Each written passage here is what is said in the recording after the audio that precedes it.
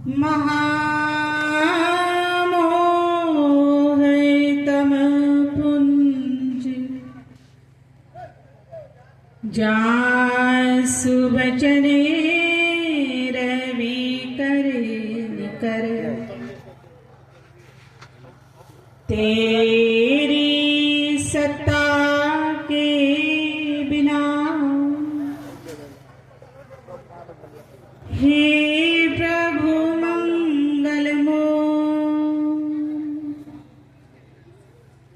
पत्ता तक हिलता नहीं, खिले ना कोई हो, खिले ना कोई हो। प्रेम से बोलिए श्री सद्गुरुदेव महाराज की जय। कृष्ण कन्हैया लाल की जय। सियापति रामचंद्र की जय। सत्य सनातन धर्म की जय। धर्म की जय। उपस्थित प्रेमी सज्जनों, प्यारी माताएं बहनों, आज हम सब यहाँ एकत्रित हुए हैं जो श्री गुरु महाराज जी की बड़ी अनन्य भक्त थी, हमारी हेमावंती माँ जी, वह आज हमारे बीच में नहीं है। उनका देहांत हुआ है और उस दिवंगत आत्मा को श्रद्धा सुमन अर्पित करने के लिए, उस आत्मा की शांति के लिए आज यहाँ पर उनके सुपुत्र रमाकांत भाई ने इस सत्संग का हरि कथा का आयोजन किया गया है। तो हम सबसे पहले श्री गुरु महाराज जी के चरणों में, भगवान के चरणों में उस दिवंगत आत्मा के लिए यही प्रार्थना करते हैं कि परम पिता परमात्मा उन्हें मुक्ति प्रदान करे, सद्गति प्रदान करे, अपने चरणों में स्थान दे। देखिए, जो माँ जी थे वह तो आत्मज्ञानी थे,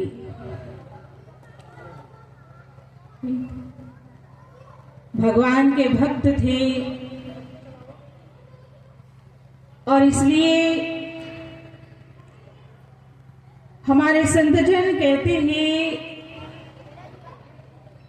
कि अगर व्यक्ति संसार के अंदर आकर के आत्मज्ञान को जानता है, स्वयं को जान लेता है,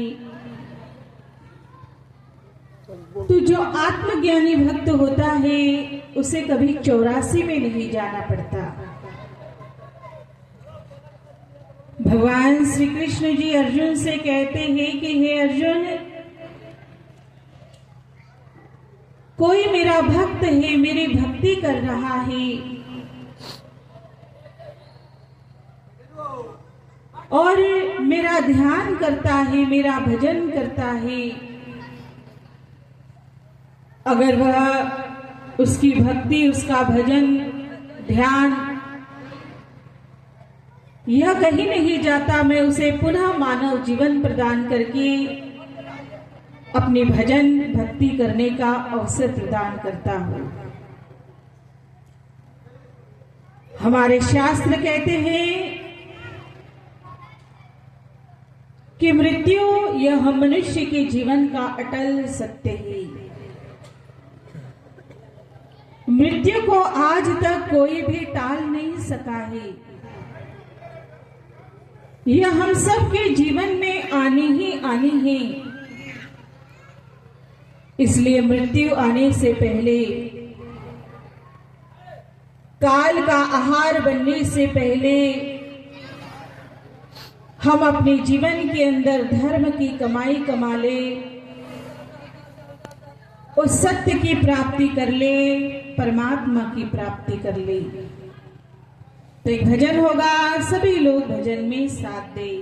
प्रेम से बोलिए श्री सद्गुरुदेव महाराज की, सच्चिदानंद भगवान की, सभी महापुरुषों की। देव दुर्लभ यहाँ मानव शरीरिया, देव दुर्लभ यहाँ मानव शरीरिया, जीवन की नैया सुधार भैया, जीवन की नैया सुधार भैया।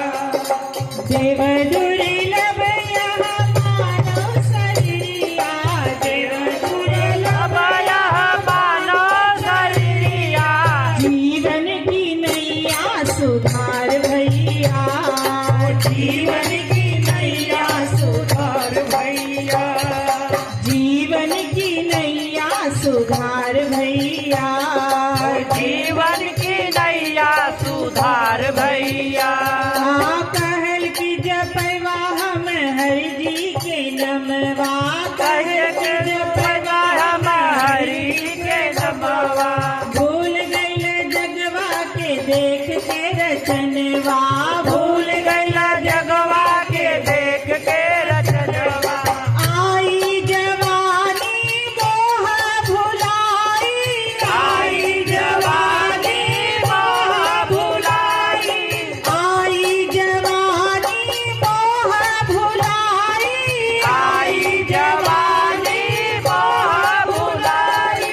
वायदा के दिहले विसार भैया, वायदा के दिहले विसार भैया, वायदा के दिहले विसार भैया, वायदा के दिहले विसार भैया। देव दुर्लभ यहाँ मानव शरीरिया, देव दुर्लभ यहाँ मानव शरीरिया, जीवन की नैया सुधार भैया, जीवन के नैया सुधार भैया, जीवन की नैया सुधार भैया, जीवन के नैया सुधार भैया। सुंदर तनवा पर कैल गुमनवा, सुंदर तनवा पे कैला घुमनवा, ना कैल सत्संग ना जन हरि नमवा, ना जनला सत्संग ना जन हरि नमवा। आइले बूढ़ा पतन तापन लागे, आइले बूढ़ा पतन तापन लागे, आइले बूढ़ा पतन तापन लागे, आइले बूढ़ा पतन तापन लागे। नैनों से बहे जलधार भैया, नैनों से बहे जलधार भैया, नैनों से बहे जलधार भैया, नैनों से बहे जलधार भैया। देव दुर्लभ यहाँ मानव शरीरिया, देव दुर्लभ यहाँ मानव शरीरिया, जीवन की नैया सुधार भैया, जीवन के नैया सुधार भैया, जीवन की नैया सुधार भैया, जीवन के नैया सुधार भैया। कामन आई महल अटारी, कामन आई महलाया टारी, छोड़ के परिवार गल गुड़वा पसारी, छोड़ के परिवार गैला गोड़वा पसारी, बसवा कटारी डोलिया सजाई, बसवा कटारी डोलिया सजाई, बसवा कटाई डोलिया सजाई, बसवा कटारी डोलिया सजाई। ले गई नदिया किनार भैया, ले गई नदिया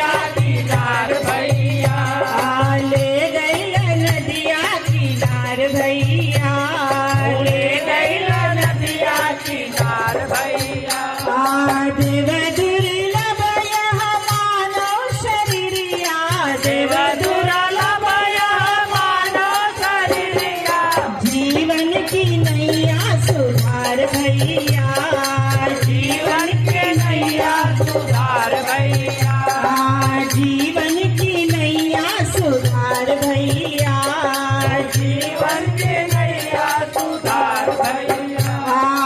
हंस शरण में आओ जानो आत्म ज्ञानवा, हंसा शरण में आओ जानो आत्म ज्ञानवा।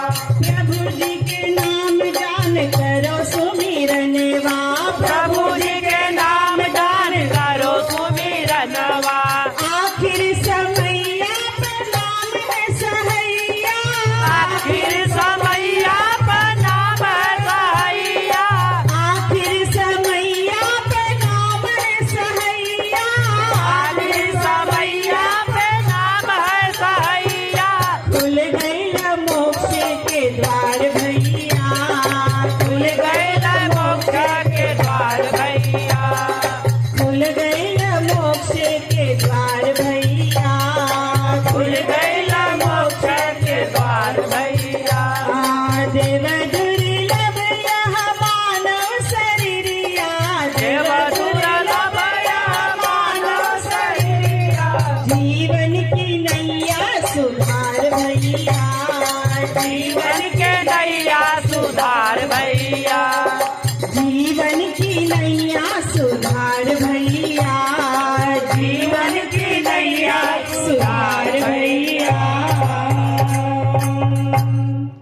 प्रेम से बोली श्री सद्गुरुदेव महाराज की जय। सच्चिदानंद भगवान की जय। क्या कहा? देव दुर्लभ यह मानव शरीर या जीवन की नैया सुधार भैया। भोजपुरी भाषा में कहा है, क्योंकि जो भोजपुरी भाषा है बड़ी मीठी है, बोली जो है बड़ी मीठी है और अपनी मातृभाषा सबको अच्छी लगती है। एक बार जब हम गुड़गावा के अंदर प्रचार में थे और मानेसर है, फैक्ट्री एरिया है, औद्योगिक एरिया है और वहाँ प्लास्टिक का फर्नीचर बनता है, फैक्ट्री है, हमारा सत्संग था और जब यही भोजपुरी भजन वहाँ पे गाया तो वहाँ के जो चौकीदार थे वह इधर के ही साइड के रहने वाले थे, इतने खुश हुए कि उन्होंने फायरिंग कर दी। चौकीदारों का बंदूक पास में ही रहती, फायरिंग कर दी। हमने सोचा ये कहाँ से आवाज आ रही है। तो ज्ञानी जन हमें क्या समझाते हैं? यह जो जीवन है यह देवताओं को भी बड़ा दुर्लभ है। स्वर्ग में रहने वाले देवता भी इस जीवन के लिए तरसते हैं। क्यों तरसते हैं? क्योंकि यही एक मानव जीवन है जिस जीवन के अंदर हम ईश्वर की साधना कर सकते हैं, ईश्वर को जान सकते हैं, अपने करोड़ों जन्मों को हम सुधार सकते हैं। संत जन हमें समझाते हैं कि यह मानव जीवन देव दुर्लभ तो है, सौभाग्य से मिलता है,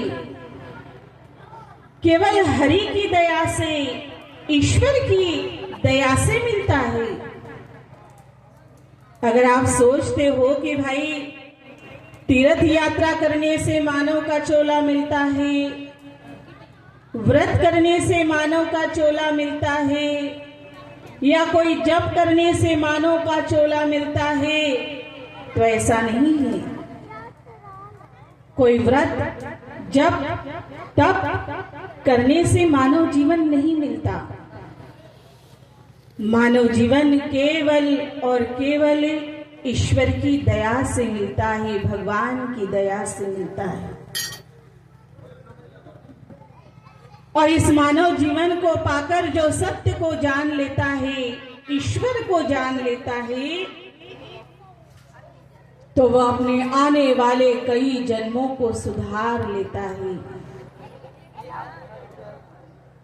ज्ञानी जन हमें समझाते हैं यह जीवन अनमोल तो है, दुर्लभ तो है, सौभाग्य से तो मिलता है, लेकिन साथ साथ में यह जीवन क्षणभंगुर भी है। कैसा है? क्षणभंगुर है। यह तन का चाकुंभ था, लिए फिरे था साथ, और टपका लागा फूटिया, कछु न आया हाथ। यह जो मानव का तन है, यह उस कच्चे मिट्टी की घड़े की भांति भी बताया है। जैसे मिट्टी का घड़ा जब टूट जाता है तो वह किसी काम में नहीं आता है। आप लोग टूटे हुए घड़े को रखते हो अपने घर में? नहीं रखते। ऐसे ही इस शरीर से जब वह आत्मा निकल जाती है, वह सत्य निकल जाता है, तब यह शरीर भी किसी काम में आता नहीं है। काम में आता है?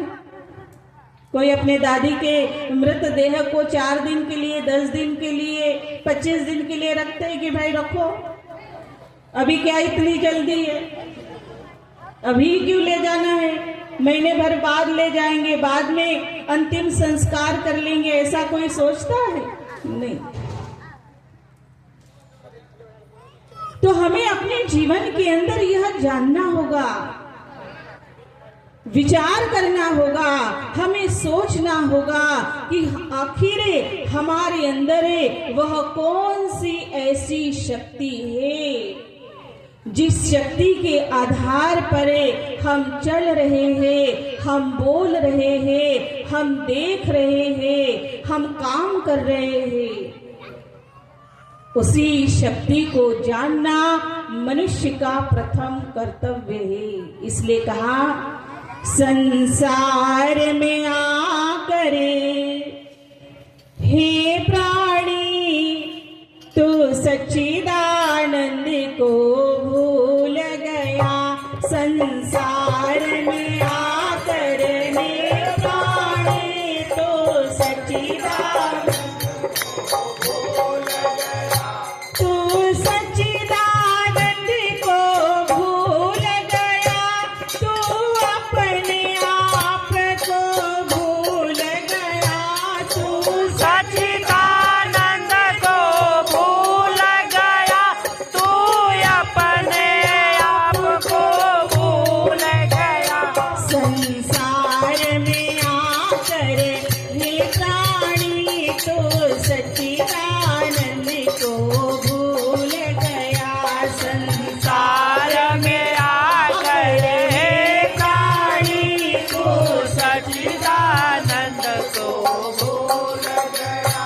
तो कौन कहाँ से आया है, श्वासों की पूंजी लाया है।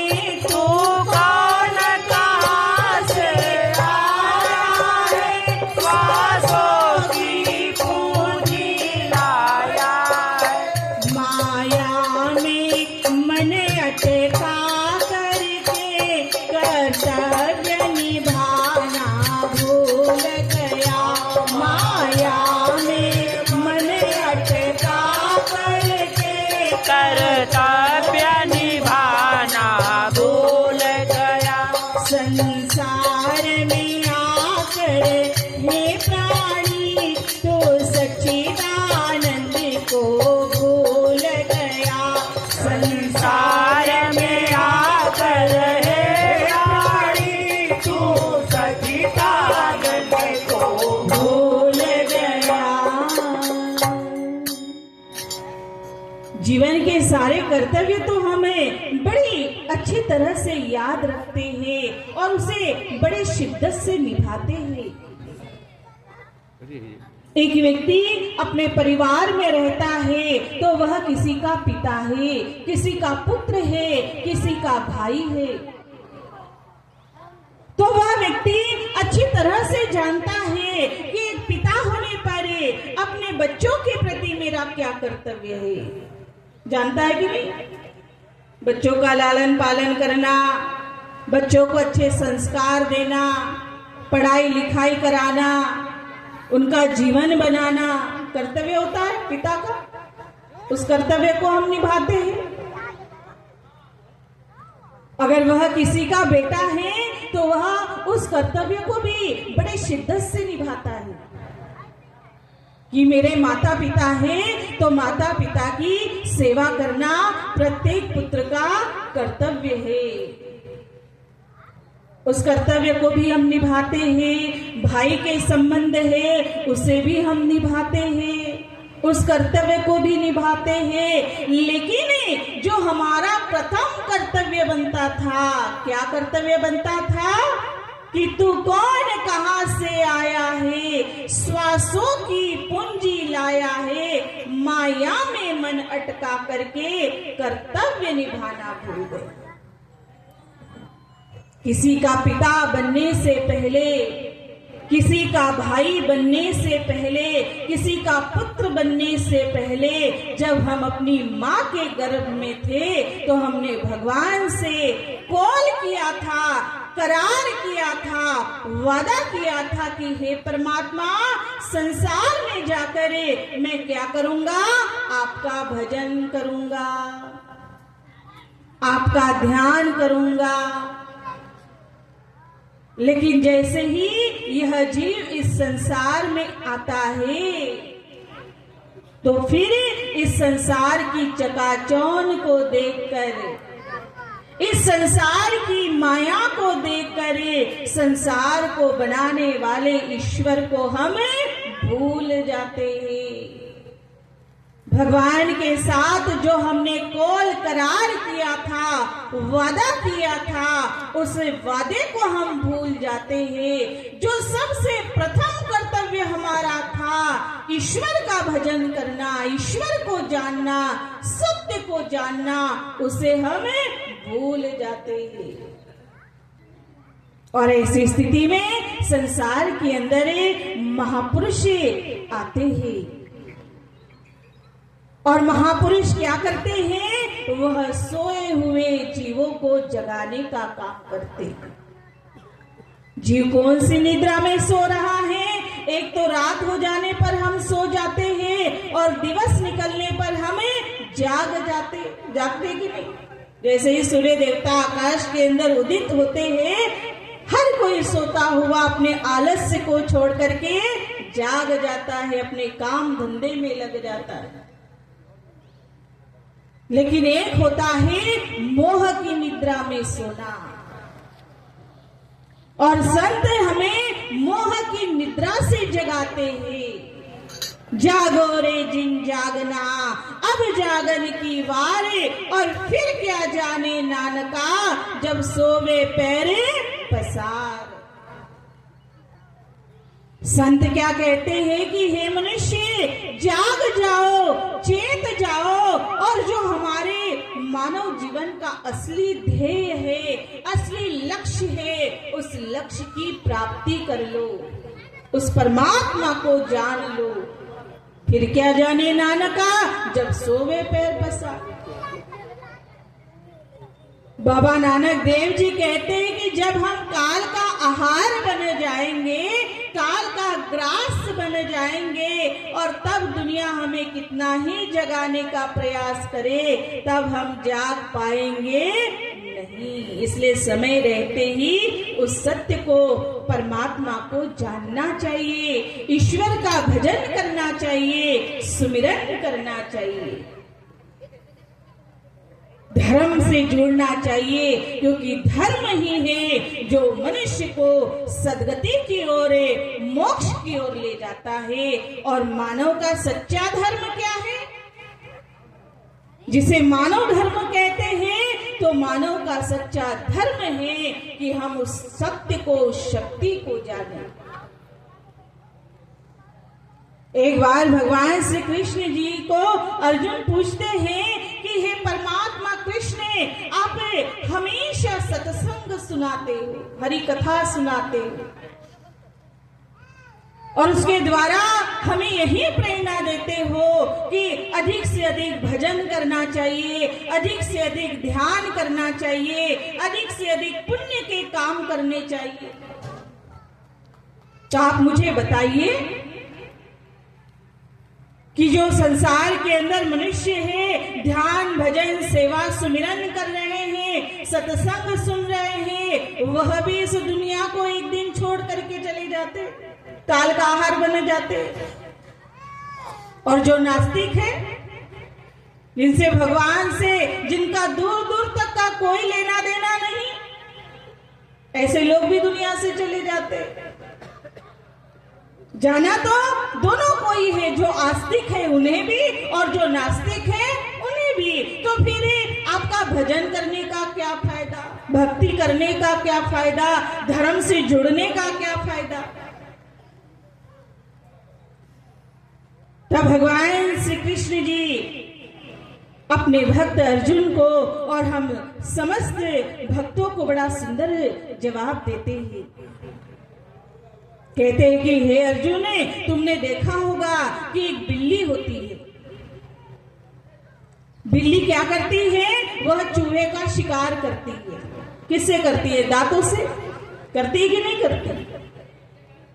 बिल्ली चूहे को मारती है, चूहे का शिकार करती है, उन्हीं दांतों से वह बिल्ली अपने बच्चों को भी पकड़ करके एक घर से दूसरे घर में ले जाती है।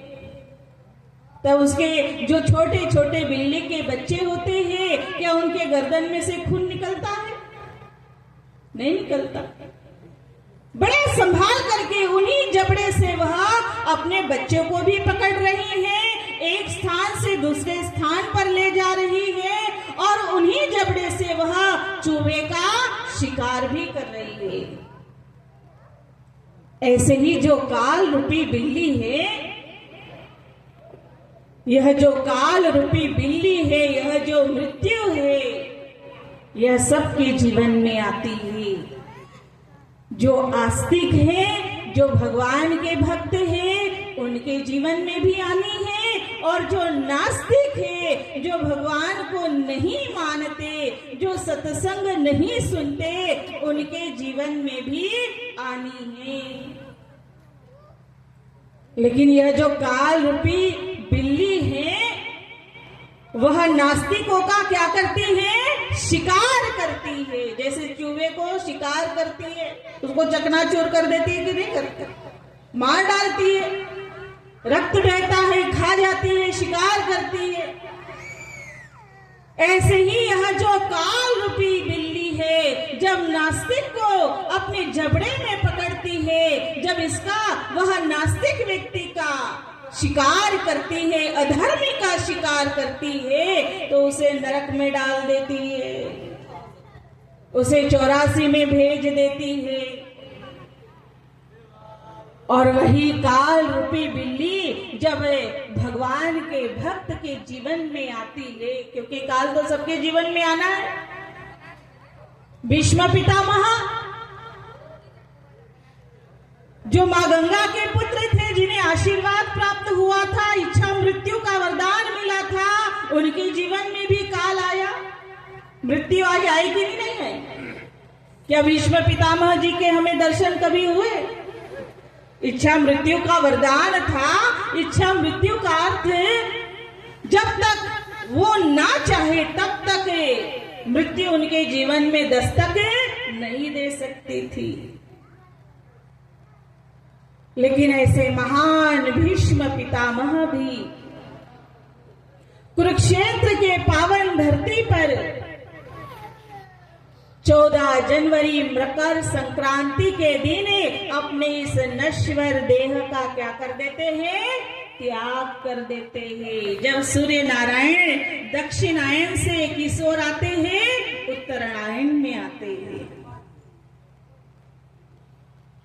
तो भगवान श्री कृष्ण जी यही कहते हैं कि यही काल रूपी बिल्ली जब एक भक्त को पकड़ती है, तो जैसे बच्चे होते हैं उसके, एक घर से दूसरे घर, दूसरे घर से तीसरे घर अपने बच्चों को ले जाती है, ऐसे ही जब किसी भक्त के जीवन में यह काल रूपी बिल्ली आती है, तो भक्त को कोई भी काल से कष्ट होता नहीं।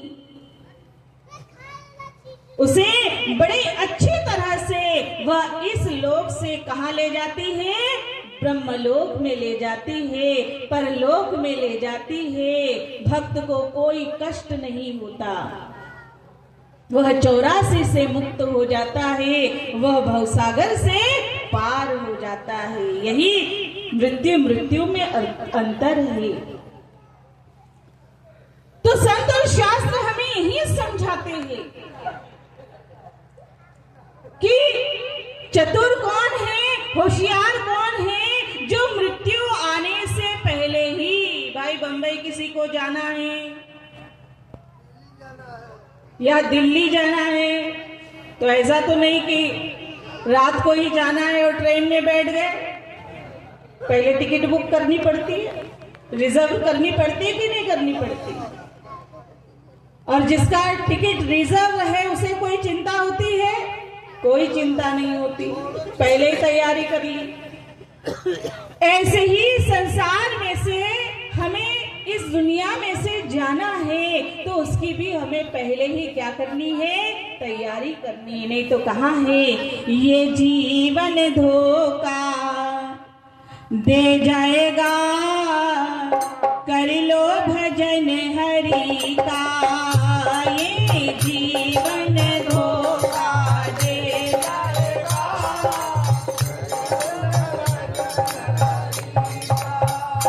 ये जीवन धोखा दे जाएगा, कर लो भजन हरि का। ये जीवन धोखा दे जाएगा, कर लो भजन हरि का। फिर से नहीं मौका ये आएगा, कर लो भजन हरि का। फिर से मौका ये नहीं आएगा, कर लो भजन हरि का। हो तेरी कोठी तेरी हवेली, तेरी कोठी तेरी हवेली, रह जाएगी बन के पहेली। रह जाएगी बन के पहेली। नेकी बदी दस संग जाएगी, कर लो भजन हरि का। नेकी बात संग जाएगी, कर लो भजन हरि का। ये जीवन धोखा दे जाएगा, कर लो भजन हरि का। ये जीवन धोखा दे जाएगा, कर लो भजन हरि का। आओ कर लो हरि का सुमिरन, कर लो हरि का सुमिरन। तर जाएगा ये मानव तन, कर जाएगा ये मानव तन। संत फकीरा कह जाएगा, कर लो भजन हरि का। संत फकीरा कर जाएगा, कर लो भजन हरि का। ये जीवन धोखा दे जाएगा, कर लो भजन हरि का। ये जीवन धोखा दे जाएगा, कर लो